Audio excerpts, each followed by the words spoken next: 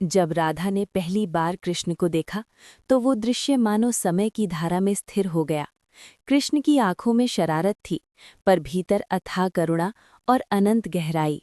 राधा की दृष्टि में लज्जा थी, पर भीतर असीम समर्पण। वो कोई साधारण आकर्षण नहीं था, वो पहचान थी, जैसे दो आत्माएं युगों से एक दूसरे को जानती हों। बिना शब्दों के संवाद, बिना स्पर्श के अनुभव, यही उनके प्रेम की शुरुआत थी।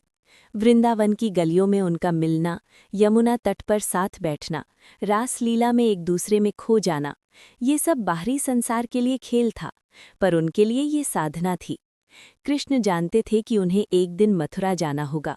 उनका जीवन केवल वृंदावन तक सीमित नहीं था। उन्हें कंस का अंत करना था, धर्म की स्थापना करनी थी। राधा भी जानती थी कि कृष्ण का मार्ग अलग है। पर क्या प्रेम केवल साथ रहने का नाम है?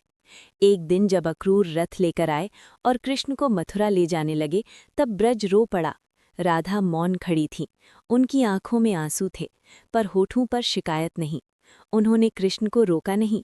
कृष्ण ने भी मुड़कर देखा। उस एक दृष्टि में हजारों वचन थे। मैं जा रहा हूं, पर तुमसे दूर नहीं हूं। कृष्ण मथुरा चले गए, फिर द्वारिका के राजा बने, विवाह भी किए। संसार ने कहा, देखो कृष्ण ने राधा को छोड़ दिया। पर क्या वास्तव में छोड़ दिया?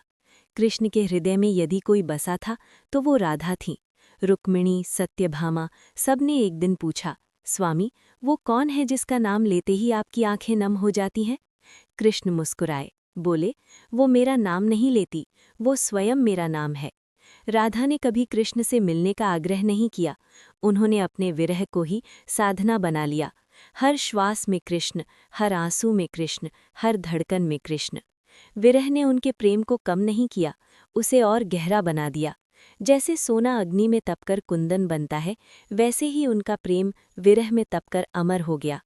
संसार के नियम कहते हैं कि विवाह से संबंध पवित्र होता है, पर राधा कृष्ण का प्रेम स्वयं पवित्रता का स्रोत था। विवाह सामाजिक बंधन है, प्रेम आत्मिक बंधन। विवाह देह का मिलन है, प्रेम आत्मा का मिलन।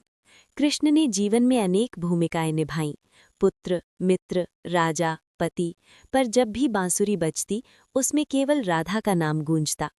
राधा ने कभी पत्नी कहलाने की इच्छा नहीं की, क्योंकि वो जानती थी कि वो कृष्ण की शक्ति है, उनका हृदय है। जिस प्रकार अग्नि और उसकी ऊष्मा अलग नहीं हो सकते, उसी प्रकार राधा और कृष्ण भी अलग नहीं हो सकते।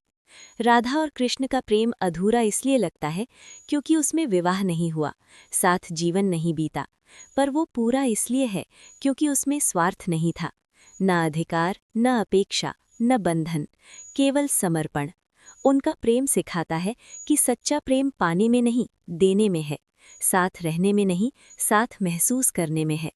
आज भी जब कोई सच्चे मन से कृष्ण को पुकारता है तो पहले राधे कहता है, क्योंकि कृष्ण तक पहुंचने का मार्ग राधा से होकर जाता है। इसीलिए उनका प्रेम विवाह के बिना भी संपूर्ण माना जाता है। वो अधूरा होकर भी पूरा है, वो विरह में भी मिलन है, वो दूरी में भी निकटता है, वो समय से परे, संसार से परे, शाश्वत प्रेम है।